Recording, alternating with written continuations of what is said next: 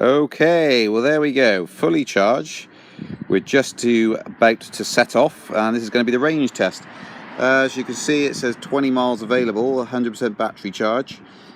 It's a lovely day, so going to set off on it. 20 miles, that seems unlikely, but let's do this test.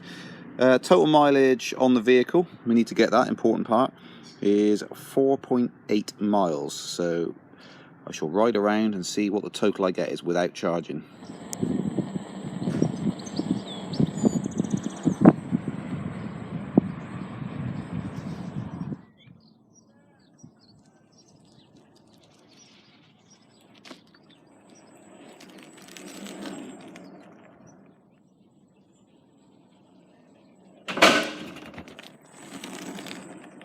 Now those are something that I don't like going over. They do it, but it sort of confuses it a little bit. It goes a bit funky, same with the E Plus as well. They don't like cattle grids. But going well so far. Very nice ride. As I suspected, over bumpy pavements and ground, it's a lot harder to keep the unit dead upright. Definitely harder without leg support covers. And because of the grippier pedals, it's harder to readjust your feet. So what I'm used to doing is coming up, I'm going off road now, by the way. As you can see, it's turning from road to a fire trail, which is pretty bumpy. You can see stones and everything. What I used to do was come up to a curb, is I'd ride quite relaxed. Then when I come up to the curb, I'd slip my feet into the unit, pressure, jump up, and then relax again by moving them out. With this, it's you can't do that because it's too grippy, of course. So yeah, that's one thing. The technical side of it, sort of quick adjustment, is quite difficult. You have to sort of lift your foot off and shift it around. But the main advantage is in, you know, wet weather, they're going to grip. I've got very slippy shoes on intentionally, so they're quite smooth soles, and they're gripping absolutely fine. They're not going to even slip in the wet. So well, it's handling this gravel okay at the moment. I will feed back when I know more. Woo! Okay, it's pretty nice ride, and interestingly, I'm averaging 11 miles per hour at the moment, and I've stopped the film going over that cattle grid. I've chatted with a couple of people, so I'm stonking along. An average speed of 11 is pretty tasty. I think the most I've got on the P is 13.6. So I'm travelling. I mean, that's beeping at me at about 14.5 miles an hour, obviously depending on terrain and your weight, but about 14.5, 15 miles an hour, that's beeping, so you can get an idea what I'm doing. An average of 11, I'm pretty impressed with that, and I'm also off-road as well at this point in time. It's handling the off-road okay, but I can tell you now from experience, it's more difficult, more tiresome to ride off-road. It's a lot more comfortable on-road. In comparison to the E Plus. So off-road, harder work. On-road, easier. That makes sense. I hope it does. Side note to that is that I'm not trying to go fast. I'm not trying to have an average speed competition here. So it's probably quite possible that you could do a lot more. You might be able to average 13 on road, nice smooth ground, and it would be almost on par with the P in terms of what you're actually able to do.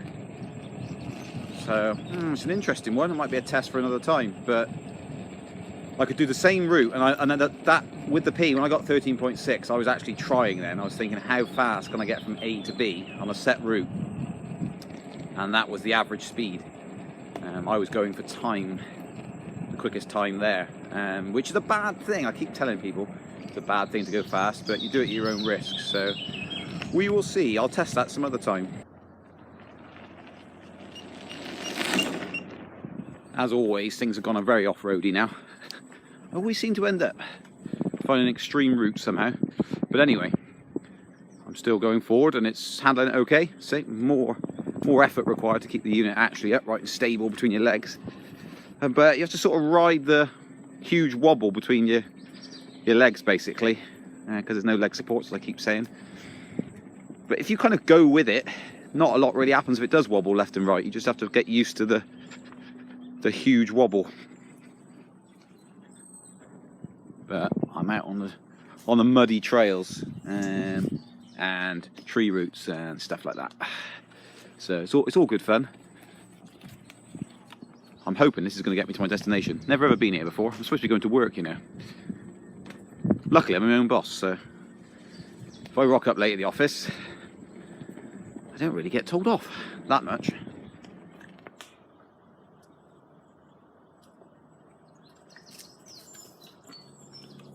Woohoo! I'm not going to lose all my riding stats. Pick it up, no spin. No need to shut it off.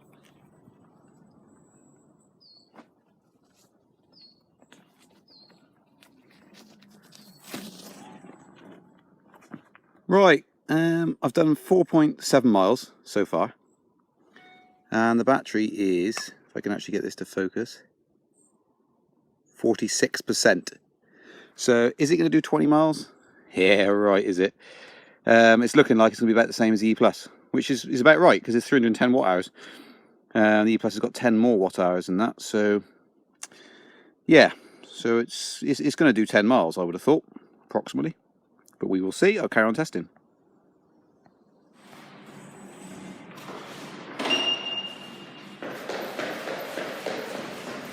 Okay, so I've done 6 miles and we're at 10.8 miles total distance travel. So I've done 6 miles, you need to remember 10.8. I'm at work, so I'll boot down and then go back on it later and see what mileage we can get this up to. Oh, and a quick one, 49% battery now. So I think maybe it's because I went all uphill, but it looks as though I'm gonna stick at 10.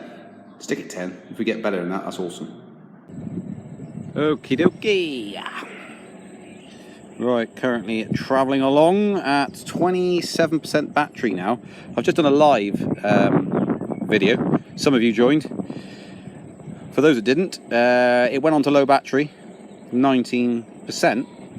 And then restricted me right down, but I've been riding quite a bit since then, and it's gone back up again. So I'm 15.5 miles, if you can't really see that. And this current journey so far, 2.4 miles. So I will just continue on. And in yellow part of the bar, if I can get the battery back again, it does restrict a little bit more, so you can't quite get the top speed. So you get to about 13 something. There we go, 13.6, and it pushes you back. And when it's green, you can go faster than that again, about 14.5, it starts pushing you back. But you can trundle along about 12.5, 13 miles an hour in the yellow, and in the green, 13.5 miles an hour. Right, let's carry on. Okay, there we are. So we're at, yep. So it won't let me go to 8 miles an hour. We're at 16% battery. It says 3 miles left. Done 3 miles on this journey. So yeah, I can't go faster than 7 miles an hour, which is quite slow.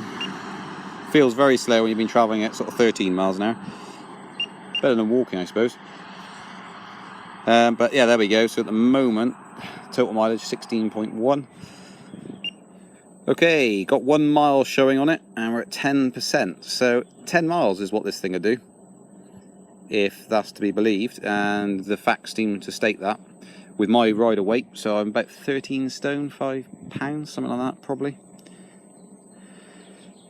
Go and work that out on the old Google Webs, in pounds or whatever format you want it to be in. So 10%, 1 mile remaining. You can trundle along at 7 miles an hour, but only 1 mile left, so doesn't like when you go to 8 lip. But I am going up, stay still. There we go. That's it, boys. Good, I'm glad I got that on video. So 9%, won't lower any more than that. 1 mile. There we go. I wonder if I lock it, it'll stop beeping. Vibrating. Can't lock it. Okay, so that's when it stops you, 9%. And I'm out in the lovely countryside. Luckily I have a lift on the way.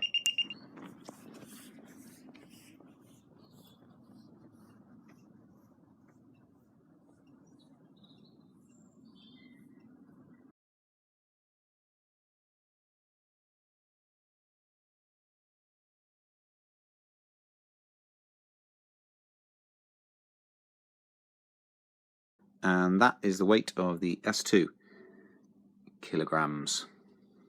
Foot plates.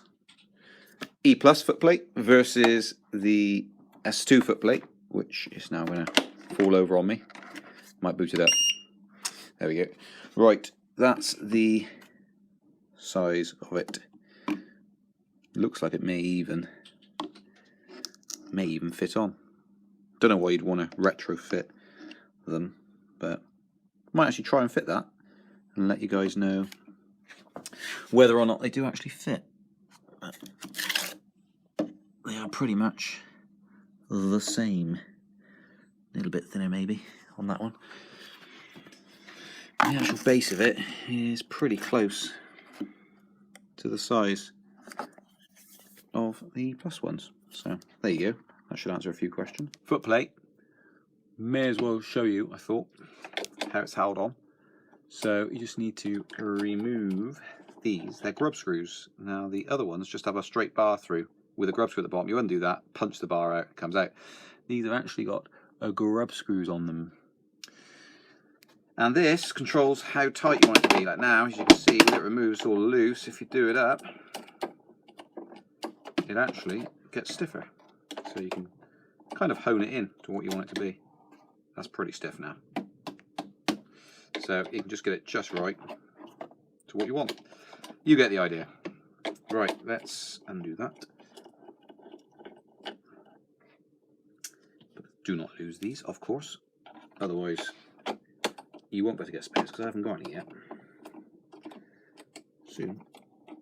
Okay, and there's that side out. Both exactly the same size, see?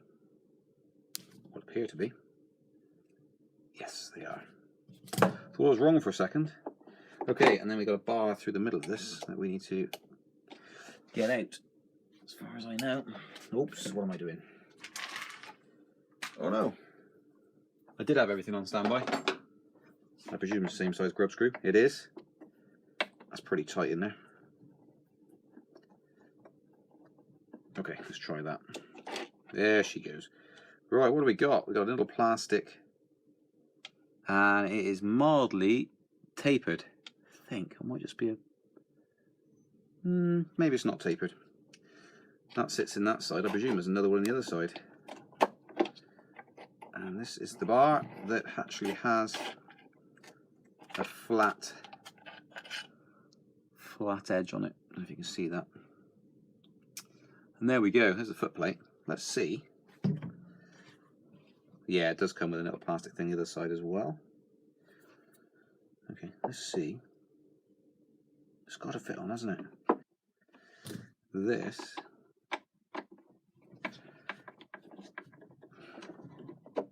will fit in there, but you definitely need the spacers in there. So you do need the spacers. In answer to everyone's question, it will fit. It will fit, but you need some spacers in there to actually hold it in place. The bar isn't tight fitting here or here, so it will fit, but you need some spacers to stop it doing that, because there's nothing stopping it doing that. But there you go. That's what it looks like with the E Plus pedal on it. But you're not going to be able to get it to hold up because there's no magnet inside. There's a magnet in here, but not a magnet in there. So, yeah, well, that answers the question. If you wanted to do it, you could do it, but it doesn't quite operate like it's supposed to. And it's not really designed to do it, but it works. Anyway, don't need to show you the reassembly.